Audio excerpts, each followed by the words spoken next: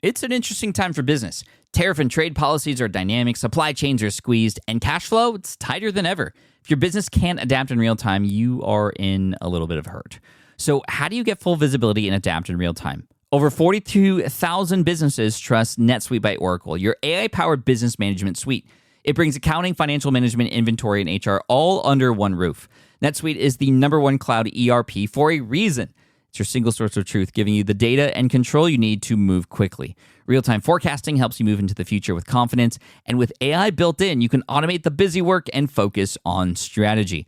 NetSuite helps you see what's stuck, what it's costing you, and how to pivot fast. If I were running a business with a lot of moving parts, I'd use NetSuite for full control over everything. Tame the chaos with NetSuite. If your revenues are at least in the 7 figures, download the free ebook, Navigating Global Trade, 3 Insights for Leaders at netsuite.com/SPI. That's netsuite.com/SPI.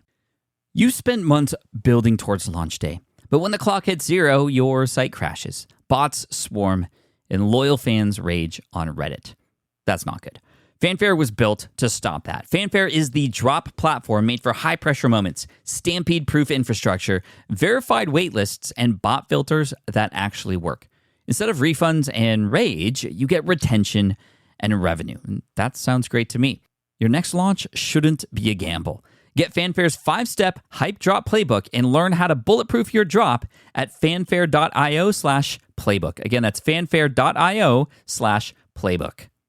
Congrats, your business is doing great. All your hard work is paying off, but you need help like now, and you have to hire fast. How can you hire amazing candidates quickly? Easy. Just use Indeed. When it comes to hiring, Indeed is all you need. Stop struggling to get your job post seen on other job sites. Indeed sponsored jobs help you stand out and hire fast. And with sponsored jobs, your posts jump to the top of the page for your relevant candidates so you can reach people you want faster. And it makes a huge difference. According to Indeed data, sponsored jobs posted directly on Indeed have 45% more applications than non-sponsored jobs. One of the things I love most about Indeed is that it has one of the largest databases of job seekers, giving employers access to a wide range of candidates. And with job alerts, I get notified when new candidates apply. And with Indeed sponsored jobs, there's no monthly subscriptions, no long-term contracts, and you only pay for results. So how fast? Well, in the minute that I've been talking to you, 23 hires were made on Indeed, according to Indeed data worldwide. There's no need to wait any longer. Speed up your hiring right now with Indeed. And listeners of this show will get a $75 sponsored job credit to get your jobs more visibility at Indeed.com/smartpassive. Just go to Indeed.com/smartpassive right now and support our show by saying you heard about Indeed on this podcast. Indeed.com/smartpassive. Terms and conditions apply. Hiring, Indeed, is all you need. This is the Smart Passive Income Podcast with Pat Flynn, session number 124. It's time. Welcome to the Smart Passive Income Podcast, where it's all about working hard now so you can sit back and reap the benefits later. And now your host. He wants to compete in a triathlon someday. Pat Flynn. Still using a copy-paste website? Break the template trap with Framer. Whether you're overwhelmed by traditional site builders or frustrated with cookie-cutter designs, Framer gives you the freedom to create a site that's professional, polished, and uniquely yours. Framer is the design-first, no-code website builder that lets anyone ship a production-ready site in minutes. It's free to start, allowing you to browse hundreds of pixel-perfect templates or even design something on your own on a totally blank canvas. Add bold animations like appear effects, text effects, parallax scrolling, scroll animations, looping animations, and much more in seconds. The built-in AI handles the heavy lifting, generating starter layouts, and can even translate your entire site to any language. Ready to build a site that looks hand-coded without hiring a developer? Launch your site for free at framer.com and use code SPI to get your first month of pro on the house. That's framer.com, promo code SPI. Framer.com, promo code SPI. Rules and restrictions may apply. With running your own business, legal questions always come with the territory. Like, can I use this contract or agreement? What do I do if a client doesn't pay? Am I even structured the right way for taxes? Instead of Googling your way through legal landmines, imagine having a law firm ready to address your business's legal needs without the sticker shock. That's what you get with Legal Shield's small business plans. Legal Shield helps entrepreneurs access real legal help on contract reviews, collection letters, business formation guidance, and even help navigating IRS audits. Members can schedule consultations, upload documents through the app, and get support from a provider law firm that knows small business laws in your state. Plus, consultations on taxes or trademarks help you stay ahead of potential problems. And if a client is late on a payment, Legal Shield steps in with professional collection letters so you can protect your hard-earned revenue, all for a fraction of the price of hiring a lawyer on your own. Go to LegalShield.com/SPI or call 833-570-9980 to learn more and get big business legal support without a big business budget. That's LegalShield.com/SPI. It's on my bucket list. It is on my bucket list. I think just the swimming part is going to kill me, but we'll see. I'll let you know when it happens, though, for sure. Guys, thank you so much for joining me. This is session 124 of the Smart Passive Income Podcast. I hope you're having an awesome day. I am. I'm actually in Australia right now doing my thing at the Pro Blogger event, and follow me on Twitter and Facebook to see the latest pictures and news from that event. And I'll be back in the U.S. very soon. But in the meantime, we have a great episode for you today, especially if you're interested in publishing books. Whether you are going to publish a book very soon or you have already published books, I think we all have a book in us. I think we all know that. I've already published one called Let Go. It's a shorter book, but it was published a couple years ago, and it got to number 1 on Amazon, and it's still the number 1 book in the Snippet app platform, actually, where I initially launched it, and it did really well. And one of the things I did to help promote and publicize the creation of that book, before it came out even, actually several months before it came out, I created a group on Facebook. And this group has sort of grown to become a hub for people publishing books on Amazon and Kindle writers and, a lot of traditional writers as well. And many people within that group, which has grown to I think there's over 7,000 people now. At the time I launched Let Go, it was maybe 1,500. It's like 7,000 people now. It's awesome. And you can go to patsfirstbook.com to get redirected to that and ask to join in. I or one of the administrators there will let you in, and just don't spam. That's the only thing we ask you to do. But you'll see the rules there. But anyway, on this group, a number of different people have stood out and have become sort of leaders and have used this group to just show their authority in the space and talk about their success and just share tips and strategies. One of those people is Steve Scott from stevescottsite.com, and he's publishing books like crazy to a tune of like 1 per month, and he's doing really well. Let Go was fairly easy for me to write because it was about my personal story. I've tried writing, actual nonfiction books before, and it's so hard. It took me, I remember spending time watching a blank screen or just that cursor blinking, waiting for me to type on my keyboard for hours, and I just wasn't able to get anything done. And Steve, here he is writing a book a month, and he's doing extremely well on Amazon, 5 figures a month, and we're talking not just like $10,000 a month, but last month, I think he mentions this. He reveals all of his numbers, very transparent and authentic on this show, which I'm very thankful for, and I know you will be too. But I think last month he made like $60,000 from all of his books, and he has a number of books out there. But he's not just spamming. He's not just having writers write his books for him. He's doing it himself, and he's using outsourcing, but in a very smart way. And so if you're interested in publishing, if you're interested in perhaps getting into the Amazon market and the Kindle market, this is going to be a fantastic episode for you. So let's just not wait any longer, and let's get right into the episode with Steve Scott. Again, you can find him at stevescottsite.com, and also on Amazon. We'll talk about some of his best-selling books and pros and cons of going this way, and what he did right, what he did wrong, all the things you need to get started and build your own book publishing empire. So here we go. Enjoy the episode. All right. What's up, everybody? I'm so happy to welcome Steve Scott to the Smart Passive Income Podcast. Steve, welcome to the show. Thanks, Pat. Really, it's an honor to be on the podcast. I'm a huge fan of yours. Well, I have to thank you too, because I have this Facebook group that I started when I was writing Let Go and a couple of other books that actually I never finished, and I did that just to give everybody an insider look of the process and what was going on, and to hopefully give inspiration as I was writing books. And I've been a little bit behind on the book writing side of things, but you are a part of that group, and you've sort of have stood out as a leader in that group in terms of not just with your success and all the books you've written, which we'll talk about, and all the great strategies, but you're there helping people all the time. And first of all, I just wanted to thank you publicly here for doing that. Thank you. Oh, it's been my pleasure. I actually joined right around the time when I was trying to kind of start my own Kindle experience, and it really was just connecting with people inside that group, and I could just rattle off a whole bunch of names with a lot of people I met inside the group that personally helped me as well. So it's been my honor. That's awesome. And if, for those of you who are listening to this, if you want to go to that group right now, you could join. You have to request to join, but I or one of the other administrators will, put you in there. And if you follow all the rules, there's some rules as far as like, you can't just promote all the books that you publish. There's, you'll see the rules up there in the front, but you can go to patsfirstbook.com and that'll redirect you to that Facebook page. And currently we have, Steve, over 7,000 members, which is awesome. So this is like helping me light a fire under me in order to get my book stuff done, because that's a great community. Everybody in there is awesome. And, I know they're all sort of waiting for me to write something new, but, obviously writing books is difficult, but you found a way to do it and do it very well. So let's get into that. I mean, even before you started writing books, like who is Steve Scott? What were you doing before? And then how did you get into all this? I'll kind of give the Cliff Notes version because I'm sure people want to hear about the Kindle stuff. But I've been into online marketing since, oh, crap. It's okay. Of course, is a real show. No, this is a real show right here. Yeah, of course, the phone rings the one time.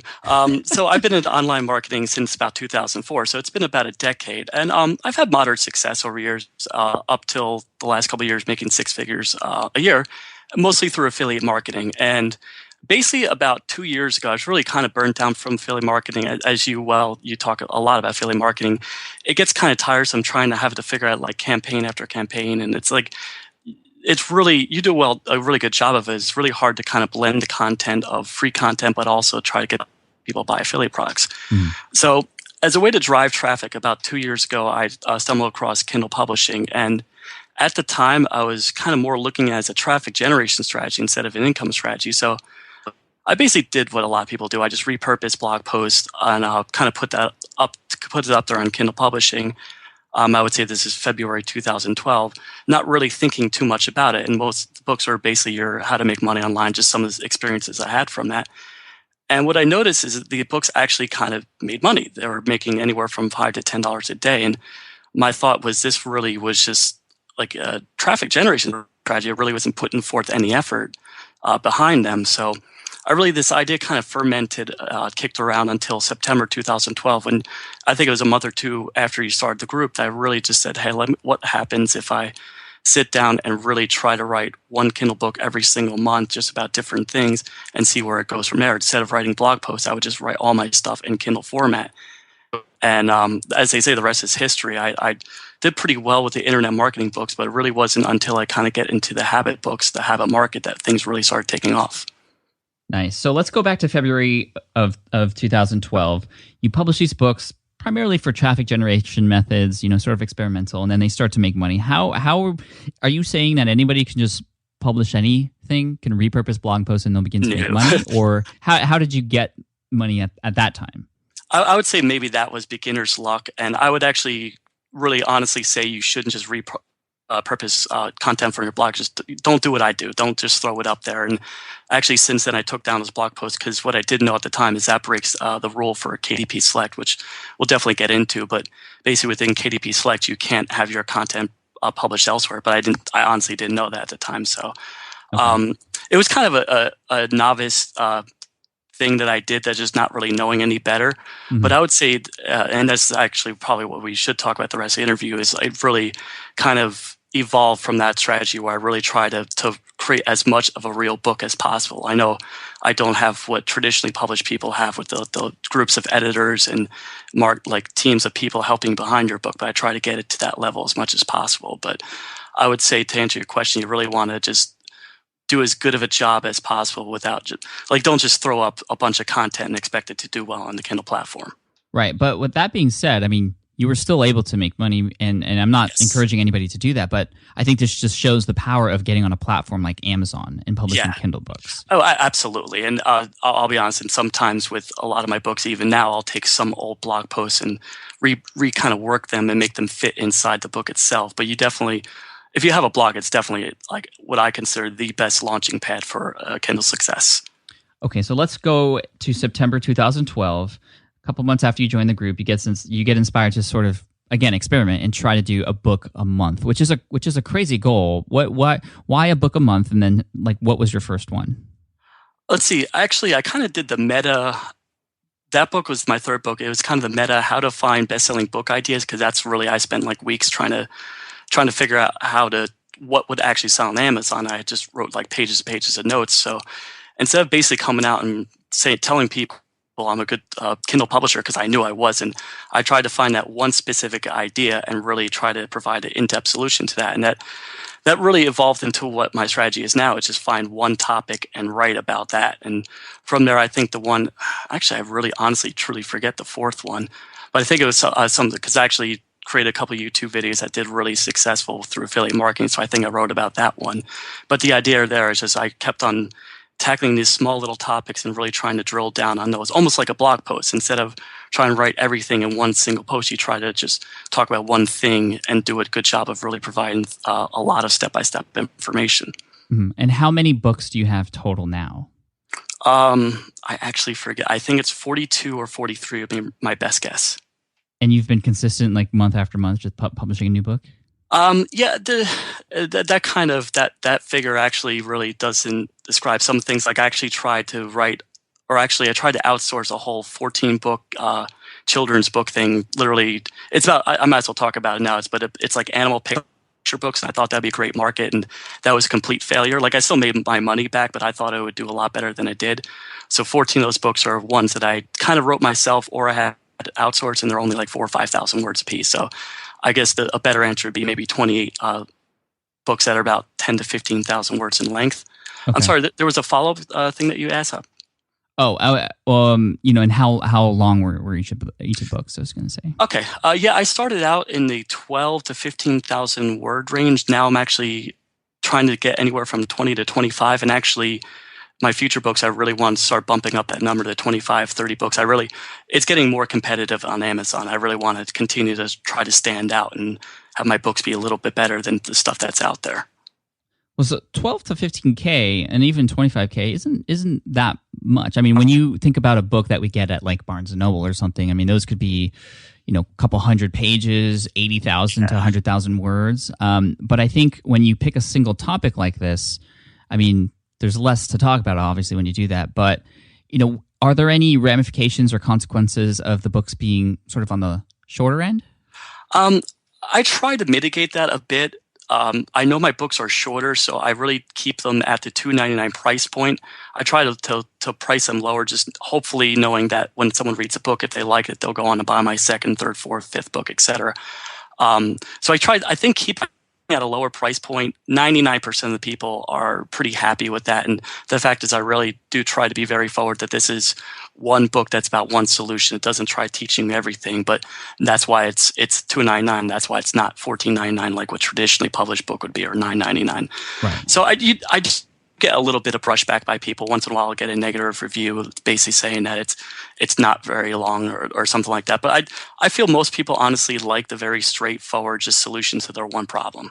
Right. I mean, I have a book on Kindle, Let Go, which is on other platforms too. But I had one star review or something. I mean, there's 299 reviews. About 99% of them are 5-star. But you get the occasional person who says the thing that just like doesn't matter in terms of the content of the book. They just, I don't know. One person was like, "This is too short. Like, I wouldn't, this should be 99 cents, not $2.99." I'm like, "What? Really? Like, really $2?" But okay, I think something interesting you said was people who buy one book, you want them to get interested and involved with the other books. Like, yes. How are you encouraging that and even tracking that? To be honest, I'll start with the second question first. To be honest, it's really kind of hard to track it in particular. Like, Amazon they're just not really very forward with their metrics. They're not going to tell you who goes on to buy book after book. You do actually kind of see a little bit of that with the customers also bought. That's at the bottom of every book listing on Amazon. And what they're also starting to do now is this book together with this book, customers also bought that. So that's a quick way of telling that people are going to buy your books. But I do it more without tracking, but to kind of just my interaction with people on a regular basis through email. It's like, "Oh, I like all your books. I've gone on to buy a bunch of them." In the reviews themselves is like the comment I absolutely love seeing is, "I love S.J. Scott's books," like something like that kind of shows that it's working. And I would say specifically, I know you really bang this drum, is through email marketing. So I'm a huge believer of building an email list. I actually use Elite Pages like you recommend as well. And that's like my number one, 2 and 3 marketing strategy, just build an email list. And every time I do a book launch, I really try to use my email list to get as many sales as possible at the 99 cent price point. Yeah. Okay, sweet. Awesome. And we're going to get into sort of your process so anybody out there can hopefully sort of learn from how you do things, the methods and the launch, all the way from finding the book idea to the launch process. But before we even get to that, I want to ask the question that I think is on everybody's mind right now. So you have 30-ish books. I mean, a little bit more with the children's series that didn't work out. But how, if you don't mind sharing, how well are the books doing? How many are you selling? And if you can give us a revenue, that would be awesome too. To be honest, the actual units I haven't tracked in 2 months, but I would say lately I've been seeing around 20 to 25,000 units a month or so. Wow. For the last couple of months, I actually have one. Actually, I did pull up a earnings report because I thought you might answer this question. Oh. I would say for the beginning of 2014, for a couple months, I was doing 20,000, and in the last couple months, things have really jumped up to $60,000. And in the last 2 months, it's been about $50,000 to $45,000 a month for the Kindle stuff specifically, and then some other stuff through CreateSpace and ACX. $45,000 to $60,000 a month. Yes, that's obviously those are the last couple of months I've had a really good month. But it's the way I describe it. It goes up, then it goes down, then it goes up a little more. It's almost like if you're looking at a graph, it continuously goes up as you publish more books and build your brand. Yeah, wow. So you have this empire of books now and series, and people can get other ones, and that's amazing money right there. Congratulations. That's so Thanks. Cool. Trust me, a bit eye-opening after the last couple of months, but I'm amazed myself. Now, in terms of distribution of revenue per book, is it sort of 20% of your books making 80% of the results, or is it pretty spread out evenly? It definitely... I would pull a little asterisk to it. It definitely is the 80-20 rule that a couple books drive an insane amount of my sales. That said, I literally looked at the report right before I got on the call, but with Kindle Unlimited, and that's a new program, basically members get to sign up for all the books they want for $9 a month. I've seen the payout, that's like $1.80 per Kindle Unlimited borrow. And what was really interesting, I saw a lot of people pick up some of my other books that really weren't doing that well, and they're starting to take off. So it's actually with Kindle Unlimited, I'm starting to see a little bit more spread out amongst other books, which is, to me, that's more exciting than the few ones that do really well. Yeah, that's cool. So, and we'll talk about KDP Unlimited and KDP Select and what all those mean for everybody out there. But let's go into your book publishing process. Where do you start with how to find an idea? Is it totally based on just your own life experiences, or do you do any keyword research or market research on Amazon? How do you start? Okay, I'll give you... I used to have a different answer, but I'll give you, I guess, what I do now. I would say first off is I'm really a strong believer in building a brand, just like you recommend, like with a blog. You don't want to try writing a bunch of books that aren't really related. You really want to kind of hone in on one particular topic and build an audience like you would with a podcast, a YouTube channel, or a blog. You want to really just find that one audience and really just continuously write books about that. And your audience is... habit. I really kind of focus on habits just because that's honestly what I'm really interested in right now is my own self-improvement, my own personal development. So I really just try to write books that some of them have a loose, tenuous relation to habit, but I feel that all of them kind of come under that one particular umbrella. Sure. What are some of the books in that sort of space? Name a few of them for us. Okay, there's 23 anti-procrastination habits. That actually did pretty well. The idea of if you're really struggling with stuff, kind of the idea of getting behind why you're actually procrastinating. And then I provide a bunch of different habits that you can do to kind of overcome that kind of limiting belief. Actually, I know you talked about this on a podcast a few months back, but declutter your inbox, but the idea of how to actually end with inbox zero on a consistent basis. And that honestly, that came from my own personal struggle. Like you talk about, it's when you get a lot of email on a daily basis, it becomes overwhelming. And there are certain habits you can specifically adapt to kind of help it. You won't completely overcome it, but at least help, minimize the time that you spend in your inbox. Mm-hmm. The one that did really well, but also, which I'm sure we can talk about, that also got a lot of brushback by negative reviews, but a thing called habit stacking. That's what I like to do in the morning, is where I find a bunch of small little 5-minute or less habits and just group them together. So basically, you take your pill. For me, it's like it was texting my girlfriend when we were apart, kind of sending something really nice to her to kind of make her feel, to kind of start the day by helping strengthen my personal relationship, stuff like that. These small little things that you should be doing. I just put that into kind of a streamlined process and just do that every single morning before I start my day. So basically the idea there, to kind of answer the question from a couple minutes ago, is I do try to take a lot of my personal experience and bring them into a book. And really a lot of my market research, I look kind of on Amazon just for the kernel of the market, see if that sells. And it's half kind of seeing what will sell. It's also kind of just comes from what I think would be something that people would enjoy, almost like a blog post. You kind of put stuff out there and see if it actually does well.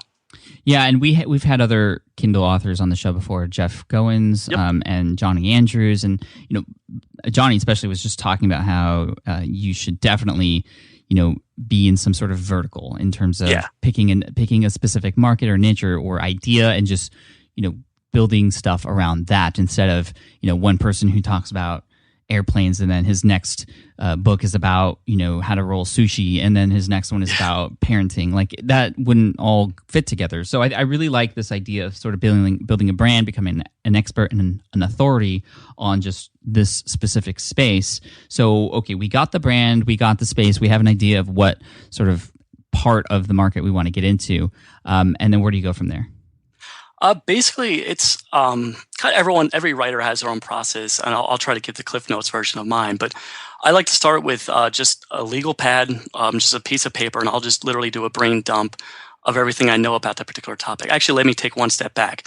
Is when I have an idea, I'll actually kind of put it in the Evernote app. I'll actually create a notebook for that particular idea, and I'll spend a week or two just adding ideas to it, random thoughts. I actually do a lot of my best thinking when I'm running, so when I come back from running, I'm constantly adding 2 or 3 ideas to that particular book I want to write about. So almost a kind of subconscious thinking about your next book idea over the course of a couple of weeks really helps create almost a catalog of ideas that you want to include in the actual book itself. And then from there, I do what I mentioned, the legal pad, where I write down a bunch of ideas. And then from there, I kind of go old school. I just take a stack of index cards and I'll just write down ideas. I'll write down chapter headings on the back of those. I'll actually write down the individual stuff from the legal pad. This takes about a day or so, and at the end of the day, I have a stack of index cards that I can then sort, cross out, rip up the cards, that sort of thing. And I know this is kind of what people taught about outlining, and it sounds grueling, but actually really it helps clarify what you actually want to put into a book.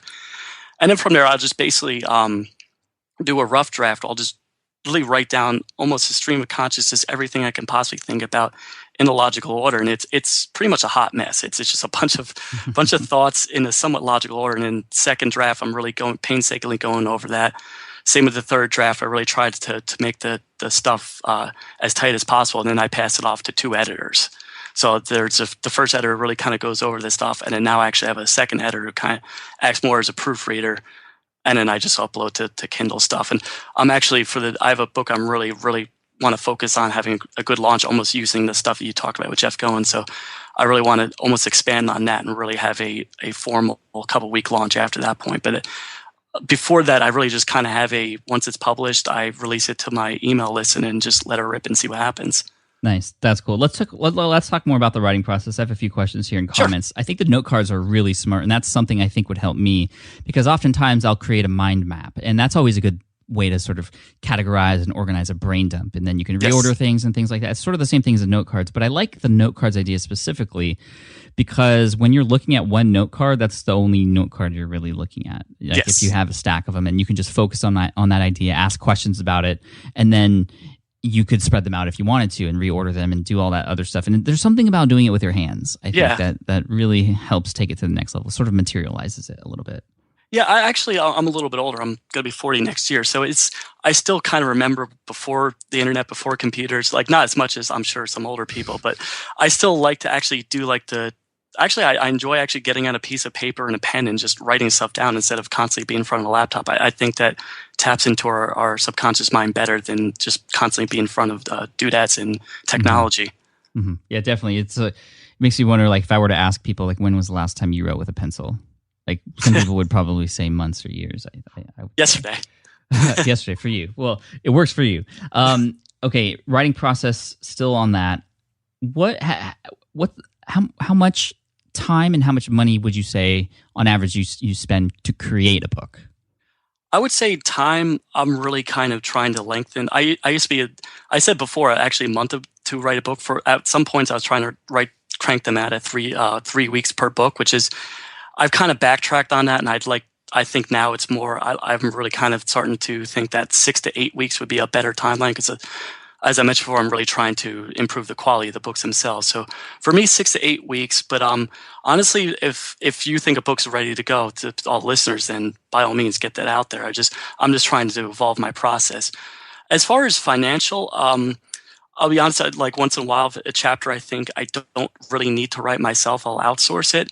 But that's like maybe 10 to 20% of my books now. So I have a little bit of stuff where I know that someone else could do just as good of a job. So I'm trying to fine tune what I do. So I would say anywhere. I also now have an audio version, a print version, and with edits, with cover design. I would say I spend around $1,500 to $2,000 per book. But I can't remember the last time I haven't made my money back on that. 1,500 to 2,000. Awesome. And then in terms of, okay, the at first you said, 3 to 4 weeks to write a book, and now you want to kind of up it a little bit. But in terms of a day-to-day basis, how much time are you dedicating to your books, or how much are you just focused on it? Is it just sort of a 1 hour before I go to bed type of thing, or are you working on it 8 hours a day for those weeks? Like how? Definitely not. I would say I actually really. Because I write about habits, so I really am a firm believer in the writing habit of pretty much the first thing I do every morning is do some form of writing. To quantify it, I would say anywhere from 15 to 20 hours a week. And that's the extreme amount. I'd say maybe on some weeks I'll do maybe 10 to 15 hours. So I would say almost like a small part-time job. Like if you have a full-time job elsewhere, you could definitely squeeze this in over a weekend or get up an hour or two early before your workday and do it. I definitely have kind of followed that model myself. So I know it's not like I think once or twice I've actually done the kind of rush. I'll do it over a week or two, like just almost writing full time. But I don't really like that process because it does feel rushed to me. So to answer your question, I'd say 10 to 15 hours a week. Sorry about that yet again. Okay. I'm not as popular as you. I just checked my phone and it's not on silent, but nobody called me. I'm actually I'm visiting my family, so I'm at their house, so that's why I just have a cell phone. So I do apologize to you and the listeners. But I'd say about 10 to 20 hours, a maximum of 20 hours a week writing. Okay, awesome. And then you mentioned outsourcing. You don't outsource the entire book because part of it's coming from your own experience, so that would be kind of difficult. But you do outsource parts of it, and I think a lot of people might be like, "Oh my gosh, like you outsource the book, like that's bad." But do you have any thoughts on outsourcing? I really depends on when you ask me. Because, for instance, if I outsource them, there's like 15 resources for this. It's stuff like that. It's just more something that I'll ask my VA to do, or like I have a couple of writers that I work with on an occasional basis. I feel the stuff that doesn't necessarily come from your own personal experience, you can do a little bit of, but I would definitely caution against trying to outsource a whole book because you lose that individual experience and basic part of your brand. Like it's almost like outsourcing a bunch of blog posts. Like you can do it here and there. A little bit, but I wouldn't recommend doing a whole outsource book. Yeah, because I'm imagining a few people in the audience listening to this, and they're like, "Wow, I could do what Steve's doing, like by just hiring all the people to do it for me, and not have to put any work in at all." Yeah, I would actually really caution against that. And to be honest, I'm almost like hesitant sometimes to talk about the fact I use a little bit of it because I don't want to give the people the wrong idea. I would say for like I mentioned, a little bit here, a little bit there, it's okay. But even the stuff I get back, I go over and I have my editor go over. And I think a lot of mistake that people make is they think it is just a kind of a push button solution where they'll just pay someone the lowest amount of money and throw it up there. And I feel that Amazon's constantly evolving, and just trying to throw junk up there really is not the long-term model to follow. Mm-hmm. And sort of in putting outsourcing aside now, just in terms of book writing in general, what are your thoughts or perhaps even tips for people writing fiction? I am going to avoid that question for the simple fact that I've never written fiction. I would say marketing-wise, if pretty much the same principle. You want to build a brand. You want to write in the same genre. Like if you're writing fantasy, you want to keep writing fantasy. If you're writing science fiction, you want to keep writing science fiction. What I would do is I'd recommend checking out the Creative Pen, and I'll give you the link for the show notes. The Creative Pen or the Self-Publishing Podcast, and that one with the caveat that is a family-friendly podcast. But I would say I listen to both those people, Joanna Penn, and then there's Johnny B. Truen. Yeah, Johnny B. Truen is somebody who I was going to mention.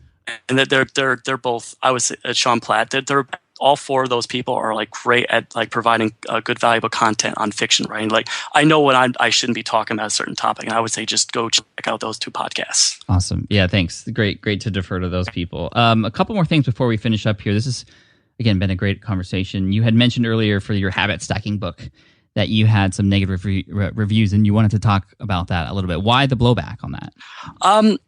When looking at it, it's weird because that literally has been by far my biggest income generator. And I think part of it is the title I picked. The title I picked was it's Habit Stacking 97 Small Life Changes That Take 5 Minutes or Less. I think the promise of the subtitle, it was providing a quick solution. And so half of the book really kind of provides more of the framework. I think maybe I spent too much time on the 97 habits, and it really is as generic for some of them as take a pill. And I think people felt gypped on that. They didn't get a full solution. They got more just kind of a they just got kind of ideas that everyone knows. And that was a huge mistake on my part, and I'll be the first to admit it, that maybe I didn't spend enough time on the framework. But I guess a few lessons here. The first one is you can always publish a second edition. I definitely plan on improving the quality of that book, definitely providing more content on the framework.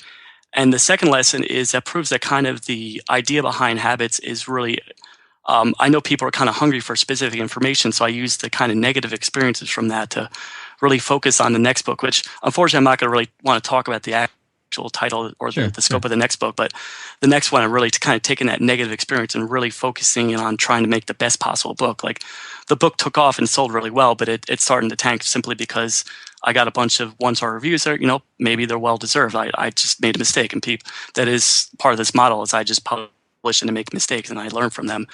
But yeah, I just felt that like a lot of the negative reviews, like it just felt it wasn't as good of a book, and I learned a lot by reading them, and I now don't really. It actually taught me not to read all negative reviews. And I just got a point now. I just don't look at my negative. Yeah, reviews. I don't either. It's just they can eat at you, and at least I've grown sort of a thick skin as of late because I'm pretty out there. A lot of people, even on the blog or on my Facebook page or whatever, they there's a few trolls out there, and if you know that they're there, like though, there's no reason to go and look at your 1-star reviews, really. Yeah, sorry, I should take that back. There is a reason to look because there could be some room for improvement. And if they're obviously a part of your audience, you want to listen to your audience. But there are 1-star reviews that are just completely negative, just trying to start up stuff. And, you could read them, but just don't take them personally. Actually, my trick now is I have my VA go and include all the 2- and 1-star reviews and give me like a little monthly report. So kind of like pulling off a Band-Aid one time a month, I go look at them, just kind of see what's out there, and then I just get annoyed for an hour or two and then just forget it. So well, that's not a bad idea, actually, having your VA filter through the negative, disrespectful ones that you shouldn't even consume, and then give you the ones that are actually going to be useful to you. Yeah, it is. I really truly feel it is important to pay attention to ones that are helpful. Like the trolls, I'll just like they say, haters are going to hate, but there are a lot of people that are giving you valuable feedback, and you do want to pay attention to them. Right. Haters gonna hate for sure. When you had mentioned the second edition of this book that is going to be done using improvements, based on this feedback. Is that something like if we're publishing on Kindle and you publish a book, does the second edition you just kind of replace the first one, or does it become an actual second product? You could do either or. You can just upload a new version and basically put in the actual description, this is a new, improved, updated version. But to be honest, that book got ripped apart so much that it's almost like putting lipstick on a pig now. It's really, it almost would make no sense to just do an updated version. I would say literally a habit stacking version 2 with X amount of new content and just basically take the old one down. With Amazon, you can kind of do both. That being said, I haven't actually ever done a second edition before. I'm kind of curious to see how it would work. But my initial gut reaction would be to take the whole thing down and just start fresh. Like I feel the model itself actually has some merit, just maybe my execution was poor. Sure. Cool. Thank you for that. Before we get into some of the specifics of Kindle to finish up, I have one question I want to ask you. What if we don't consider ourselves a good writer? Is this something we could still do? How do we learn to become a good writer? It's hard. I actually still don't consider myself a great writer, and that's why I have editors. It's a challenging one to answer because I know there's some people that just really struggle with this. Specifically, there's a couple of people who are smart people, but English isn't their first language, so they often struggle with that.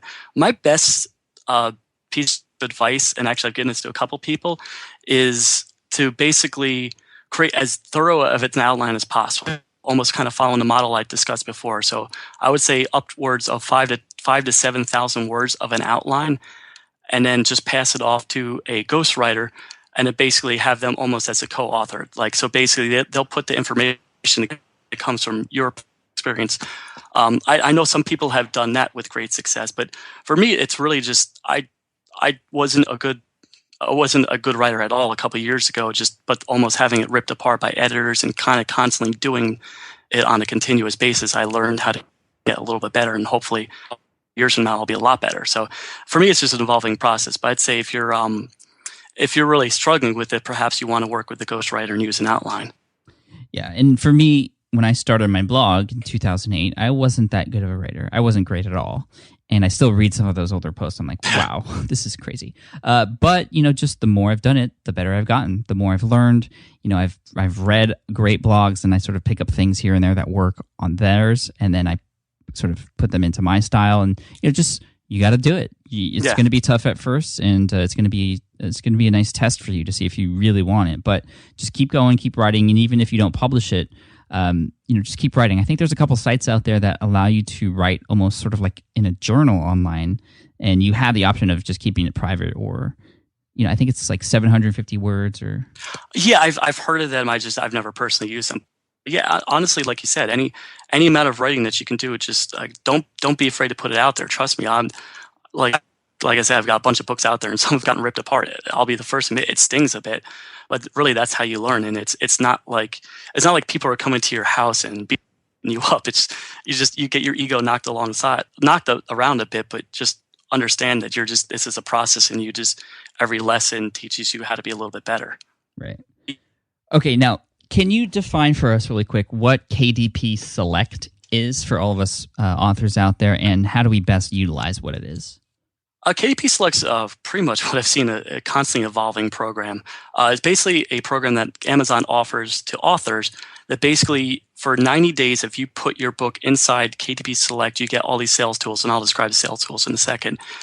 Basically, the idea here is you give them 90 days of exclusivity. That means you can publish your book on a blog. You can't publish the book even as like content elsewhere unless it's completely reworked, or you can't publish on other platforms like Barnes & Noble, Smashwords, Apple, that sort of thing. And what you get with KDP Select is a number of tools. Specifically, you get a promotional tool that every 90 days you can either give away your book for free for 5 days. And if you're getting started, that's actually a great way to start building it on. Just basically give away your book for free. And actually, I have a blog post on my site that Nick Loper did, where he actually used a free promotion to get something like 20,000 downloads. So he's a great example of someone who did a great free promotion. Or the other tool is a countdown deal. And basically, you get to drop your book down to 99 cents, which on Amazon, it has like a little ticking clock that shows it's only 99 cents for a certain amount of time. And the idea here is I should have added that you get 70% on that royalty rate instead of the standard 35% if it's at 99 cents. And the idea here is you actually get a lot of sales in a short amount of time, which helps your overall ranking. Now, in addition to that, there's a couple other small, like your book gets 70% commission or royalty rate on sites like countries like Japan or Brazil, that sort of thing. But for me, what's really exciting are the borrows. And up until last month, borrows are 10% of my business, and the basic borrow is about $2 a pop. But now with the Kindle Unlimited program, that's basically what I mentioned before. That's readers can basically sign in to Kindle Unlimited for $9 a month, and they can read pretty much unlimited amount of books that are in the Kindle Unlimited program. And what I'm starting to see is as long as they read 10% of your book, you get about $1.80, and that's for this month's rate. I'm not too sure what it'll be for August or September. You get $1.80 per borrow, and that's really dramatically increased my overall just by these Kindle Unlimited borrows. So the bottom line is KDP Select offers you a lot of different sales tools. I guess the huge caveat here is basically you're giving up a huge part of your business in Amazon's hands. And just from my experience with Google, I'm always a little bit leery of leaving too much of your business into an entity that you don't control. But I would say for people getting started, like Amazon's, and then from there, obviously really careful about what you control and what you don't control. Perfect. Awesome. Man, we've covered a lot of things, and obviously we could probably talk more about this, and maybe we should talk more about this, have you come back on later. Definitely. I love creating shows for all the authors out there. The Jeff Goins podcast did very well, and I'm sure this one will do very well too. So, dude, thank you so much, Steve, for sharing all of your wisdom, and congratulations on all your success. If anyone out there wants to find out more information from you, or where should they go, or how can they get in contact with you? I would guess a couple places. It's to see kind of the example of this. So all my Kindle books are habitbooks.com, or at least the ones we talked about here. And actually, at blogs.site.com, I actually talk pretty much nonstop about Kindle publishing. And obviously, I have a free report, that sort of thing. But I would say check out both those sites and just honestly drop me an email, stevescott@gmail.com. I actually am a firm believer now in really answering every single email personally and really trying to help people. So. Awesome. Thank you so much, Steve. We appreciate you, and we'll talk to you soon. Oh, it's my pleasure. All right. I hope you enjoyed that interview with Steve Scott. Just awesome advice, and I feel bad there at the end. The connection was getting all weird, so I want to make sure that the links and the URLs that were mentioned from Steve at the end there are re-mentioned here clearly. So the first one, habitbooks.com. If you go to habitbooks.com, that'll redirect you actually to Steve's Amazon author profile page with a list of all of his books, and you can see them and rank them based on popularity and see what he's got going on there. A lot of amazing stuff going on. And I think that's just fantastic advice in terms of getting into a specific space or niche market within the publishing realm or within Amazon Kindle market. So that's awesome. Habitbooks.com was it. And then stevescottsite.com. Steve Scott, SITE.com. And there he just blogs about his experience writing books and publishing. And you can email him, he mentioned, also at stevescottsite@gmail.com. So, Steve, awesome job. Thank you so much. And keep up the great work. It's very inspirational. And I think this is going to be the start of a lot of people's sort of empires on Amazon as well. Again, just niche down and provide value and do it right, just like Scott did. Show notes can be found at smartpassiveincome.com/session124. Thank you so much for listening. All the reviews and ratings and subscribes in iTunes, that helps so much, or wherever you're listening to this. You can also download the app, and an Android version is being made right now, and it'll be available very soon. But you can more conveniently listen to this show, Ask Pat, which is my other show, and get the blog content all in one spot if you go to smartpassiveincome.com/app. You'll see it there. I hope you've been enjoying the free podcast content here. I'm really excited because it's one of my favorite things to do, and I know a lot of you have already taken action from the content that you've listened to on the podcast. And if that's you, congratulations. Just keep going, please. It's one of my favorite things to see. But I also know a lot of you, and a lot of you have been telling me that you've been wanting more. You've been wanting additional information, some accountability, some hand-holding along the way. And so depending on what it is that you're looking for, what I would recommend is actually go to smartpassiveincome.com/courses. You'll see the courses that I'm offering there that are paid courses, but they're there to help walk you through certain processes. Depending on what problem you have or what issue or what thing you're trying to solve, go there, check it out. You can see if there's a course available for you and where you're at in your business right now, whether you're just getting started and you just want to make sure you have all the right things in place before you actually devote a lot of time and effort into something. There's a course for you there. For those of you looking to get started with a podcast, there's stuff for you there. And there's going to be more courses there in the future. And how do I come up with those ideas for the courses? They come directly from you. So thank you for all telling me how I can help you better. And if you have ideas for more courses that I can create for you, just hit me up on Twitter at Pat Flynn. Let me know, or use my contact page on smartpassiveincome.com. But again, check out and see what's available. smartpassiveincome.com/courses. That will be continually added to over time. So check it out. Thanks so much. Thank you all so much for listening to the show. Again, you can get show notes at smartpassiveincome.com/session124. And thank you so much for all the support. I love you guys, and I'll see you in the next episode next week. Peace.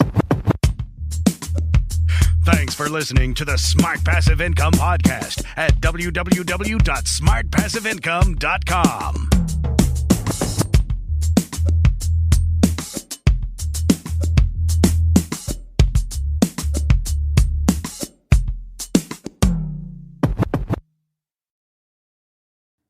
I get it. You want to grow your business, but selling at scale feels overwhelming. You're drowning in complicated funnels, creating different lead magnets, or constantly posting on social media. And that gets exhausting fast, especially when you're trying to sell to hundreds or thousands of people. But what if you could sell at scale with a simple, powerful quiz? A Score app quiz or assessment asks your audience key questions and gives them instant personalized results based on their answers. Your audience gets to know where they are now and shows them the steps they need to hit their goals. You can set up a quiz in minutes using Score app's templates and have a powerful lead magnet that'll do the selling for you. The best part is your audience actually wants to take this quiz, and you build huge amounts of trust before you even make a single offer. No hard sales, no chasing leads, just value at scale. Get 50% off the first 3 months using the discount code SPI. Just head to scoreapp.com/SPI. Again, that's scoreapp.com/SPI. More people dream about building their own business and being their own boss rather than retiring early. But a majority of them never even take the first steps to register the business. Why? Because starting a business can feel overwhelming. With legal forms, paperwork, finances, it's a lot. And that's where Taylor Brands comes in. Taylor is a complete business builder designed to make launching your business simple and stress-free. You can register your LLC in just minutes, keeping your personal and business assets separate from day one. And from there, you can get access to everything you need to get off the ground, from legal documents, licenses and permits, invoicing and bookkeeping tools, and even a 100-day business coaching program to help you hit the ground running. You'll also get a free personalized business plan, branding tools, and so much more. And of course, our listeners get an exclusive 35% discount to get started. Just head to taylorbrands.com/SPI. That's TAILORBRANDS.com/SPI. Stop dreaming, start building with Taylor Brands.